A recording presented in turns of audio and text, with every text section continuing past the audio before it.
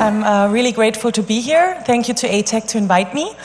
I had a really long flight from Sweden, so from 0 degrees to almost 35, but I'm really happy to be here. So my name is Paola Pollmeier, and I'm German-Colombian, as you can hear at my name.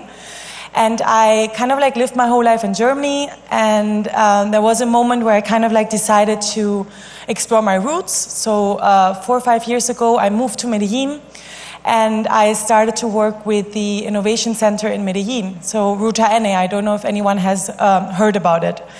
And I don't know how to get back. And there I had a really interesting challenge, which was about how to integrate more citizens into the innovation processes of the city. Because Medellin, and I'm going to go a little bit more in depth later on, has a really interesting story. And they have been always fostering joint transformation, but there was really one very specific challenge of the center, which was how can we really be more citizen-centric? So this is what I'm going to talk about today, and I would love to make also some parallels with Aruba. So here, for example, you can see, so we built up a really big city network to open up to the world and to learn from other cities. So later on, I'm going to tell you a little bit about what is really important to set up an innovation ecosystem when you're a city.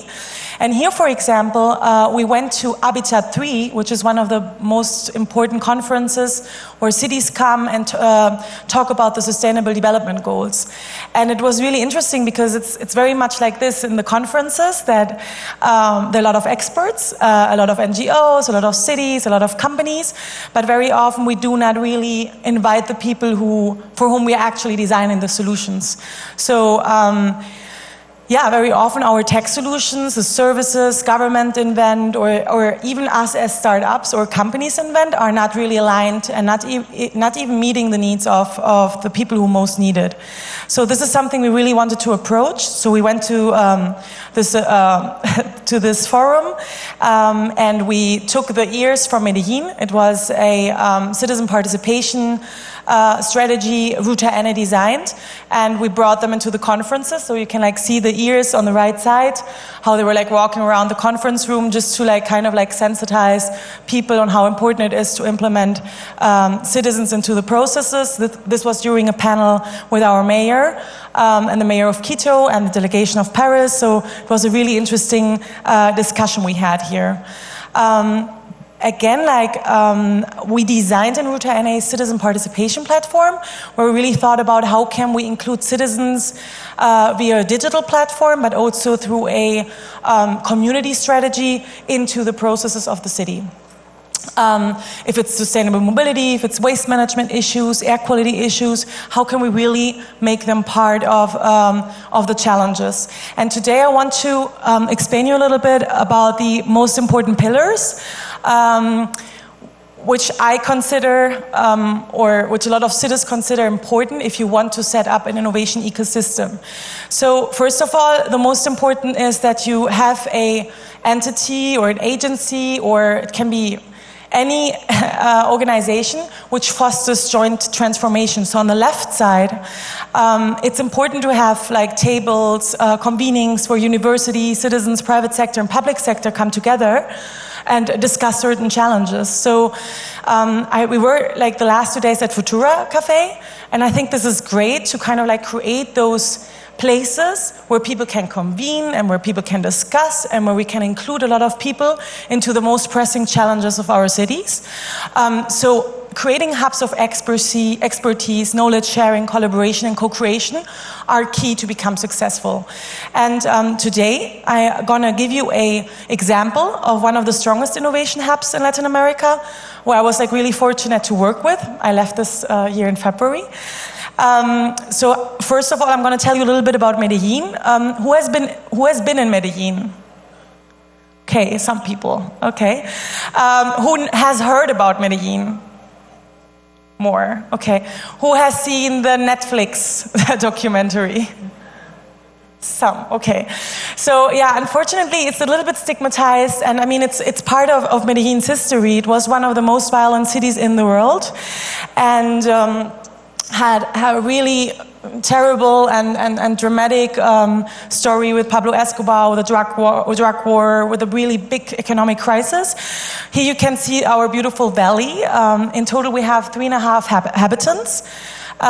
In the metropolitan area, Medellin has 2.8 inhabitants, and we're located in a valley, which brings us to a lot of city challenges, for example, air quality. So when we don't have enough wind, which goes through the valley, all the particles stay in the valley, and we have a huge air quality problem. So big pollution problem, big mobility challenges, and so on. And in the past, it was also the drug war and the economic crisis. So these are the pictures which in a lot of series are kind of like shown. And it was a really, really rough past. And one of the key success factors of Medellin is that they were really resilient, and that a lot of companies didn't leave the city. So they stayed, and they tried to look for strategies to really be able to survive this. And again, like, they created a committee between university, the state, and the private sector to create joint strategies on how to overcome this.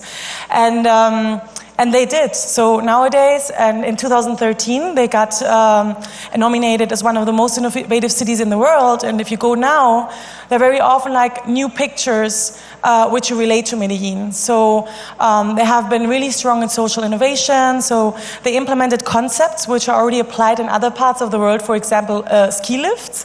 They have been implementing it in their city to give access to the most vulnerable, like the people who are living in the valley, to give them access to the city and to have like more economic opportunities. 2 years ago, approx, they created the Tranvia, like a tram. They have a metro, so they have been investing really strongly in infrastructure and very human-centered, citizen-centered. We were talking about hubs, like on the left side, which I showed you. It's really important to create those convening spaces. This is, of course, I mean, it's not that easy, and it's very expensive to create such a huge center. But Medellin has been, like in 2009, they created this innovation center, which was responsible to foster joint transformation and innovation. And Medellin invests 2.14% of their GDP just in science, technology, innovation activities. So from the city and the utility company, they're assigning that money to RutaN to foster economic development and inclusion through technology, science, and innovation. And I think this is really important for any state and for any city to really have a budget for innovation, have a budget to experiment, have a budget to fail, right? I think that's what innovation is about. And so this is the center. I don't know if you have also another center here in Aruba, but I just got to know Futura Cafe, and I think that's also, you know, like you can have a city which has different kind of hubs and centers. You don't have to have this huge center as RutaN. What were they doing, or what were their main missions in the beginning? They had to kind of like find a strategy to attract and retain talent, capital, and global companies. So they were looking for giving an entry, like an easy entry level for startups from outside. And in the building, they're renting out spaces for very little money to kind of support startups to get into the economic activities. So if you are a startup right now, some of the speakers just said that sometimes we don't have to like trail and do trial and error just in my community. I can also think about kind of like going into another country and try it out. So RutaN is trying that and offering that to startups and to global companies, and to rent really cheap space in their center. So there you can mingle with other startups and so on. And then the other mission was to develop and strengthen local companies and startups. So how can they kind of like implement innovation culture in the companies, in the local companies and in the startups to strengthen them? And the third pillar was how can they generate new solutions to the most pressing challenges? And that's a little bit what I'm going to be concentrating on in the rest of the presentation. So how can we generate in a co-creative way solutions for our most pressing city challenges? And again, like I'm an advocate for citizens. I really think they have to be in the middle of everything, because it has happened to me. For example, with the citizen participation strategy, we designed a beautiful digital platform to kind of like capture the ideas from citizens via a digital platform. And once I went to the communities, I just realized that there was really bad internet, people didn't know really to use the application. It was just like a little failure, I would say. So we have to really adapt our solutions to the abilities and the needs of the communities. And what was really interesting for me, like from my consulting experience, I don't know if you have been involved in product innovation processes or product development processes, but they try to find a way, like a lot of companies, on how to create the client as soon as possible in the product design process. Why? Because if I have clients who support me in defining the problem, and if I have a client who helps me to ideate, then it's I'm going to be more lucky, let's say, in the end, because the product is going to be more aligned to the needs. So the earlier I integrate a client into my processes, the smaller is my failure rate. And what we did, like from the experience I had in the innovation processes in private sector, is that we just kind of like copy-paste the process and said, we need to do this with citizens. So we need to have citizens who become explorers, who identify with us the most pressing problems in their community and their neighborhoods. We need ideators. We need to ideate with our citizens. So I don't know who participated yesterday in the workshop, but it was just an example to show how easy it is to start conversations and ideate together with people from different kind of industries. Having them as a designer, so when we think about, and that's where startups come in, so once we have the challenges defined and we have ideated, we invite startups, but also we find ways to empower citizens to really create new solutions. So this is the process. I'm not going to get into much detail here, but this is like a process we designed for the city of Medellin or for RutaN to see how can we do those different phases and how can we integrate those citizens. And yeah, so this is like this creating this hub of expertise, citizen-centered with all sectors. That's key for being an innovation hub. And then the second part, which is really important, is to foster global collaboration. Like we just saw this big map in my previous from the previous speaker, that we are every day more connected, and we have to kind of like be on the edge of what is going on in the world to learn to not reinvent the wheel. Every time we do something like reinvent the wheel, it's better to learn from others. So there are so many like city networks, city ecosystems from which we can learn, and I'm pretty sure for entrepreneurs it's the same. Like if I'm creating a solution, it's good to kind of like do a market search and see who is on the market and not see other actors as competitors, but more like, hey, like maybe we can partner up, right? So these, I highly recommend to every city to create those networks. So you can co-design policy frameworks, you can co-generate valuable insights, you can foster knowledge exchange. So there is right now a strategy.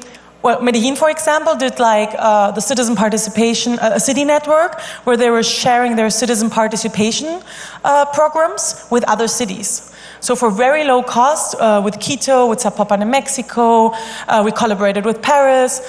We started to share a solution we created, and we learned a lot from them, and they learned a lot from us.